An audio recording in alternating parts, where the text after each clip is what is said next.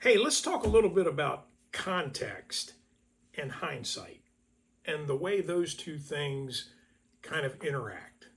So, last Friday night, my wife and I went to a high school football game. So, for my friends outside the U.S., the football I speak of is American football, okay? And this is a sport, I played it when I was younger. I coached it for several years. I watch it regularly. It's a sport I enjoy. So we went to a high school football game at the local high school, and we're sitting up in the stands. And there's one point in the game where the home team has the ball.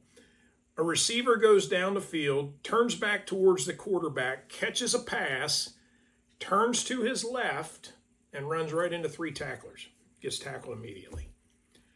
And I'm sitting up in the stands, and I say to my wife, I said, "Oh man, that was dumb. If he'd turned to his right, the whole field was empty. He could have run forever." What did I just do? I just based that critique of that player on two things: hindsight, knowing the outcome, he got tackled, and my perspective, which was very different than his. And in doing that, I completely ignored the context that drove his behavior. So he was making a split second decision on the ball, and that decision was probably based on the way he practiced that play, his beliefs, his thoughts about where the defenders were located and where they were moving. Pure instinct. And that's things I don't know as an observer, either during or after the fact. Now, I based my critique on knowing the outcome and having a very different perspective. I'm sitting up in the stands. I can see the whole field. I can see the defense, where they're at, which way they're moving. And I based my critique of that receiver on a completely different set of information that he didn't possess.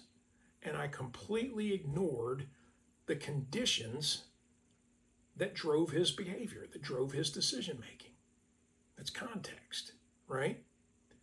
And one of the things I realized is that whenever we say something after an event like, "Well, that was dumb, that wasn't very smart, that was careless, that was reckless," the worker displayed a complete lack of situational awareness, he had really poor hazard recognition, all of those characteristics are always assigned in hindsight, after the fact.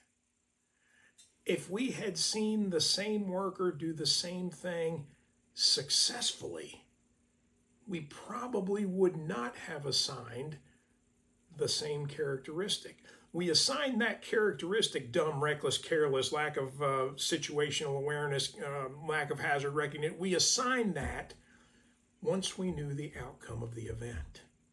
And there's a quote, I can't remember the source, but it said something like, "There is never a case where our opinion is not influenced by the bright, blinding light of hindsight once we know the outcome of an event."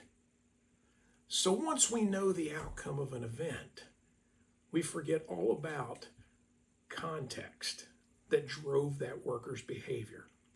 We use our knowledge that the worker didn't possess once we know the outcome, and maybe we've investigated it, maybe we've found out some more things, maybe we've got a different perspective because of where we're at.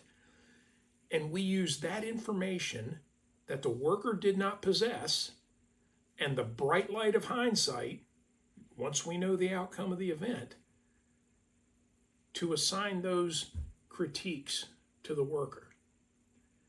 And when we do that, we stop learning. Number one, it's not fair to the worker to say he was careless, reckless, lack of situational awareness. It's not fair to them when we didn't bother to understand what they saw, what they heard, what they smelled, what they sensed, what they were trained on that drove their behavior. That's the thing we have to consider, because workers don't just do stuff hoping that something bad happens. I believe workers do the things they do because it makes sense to them at the time.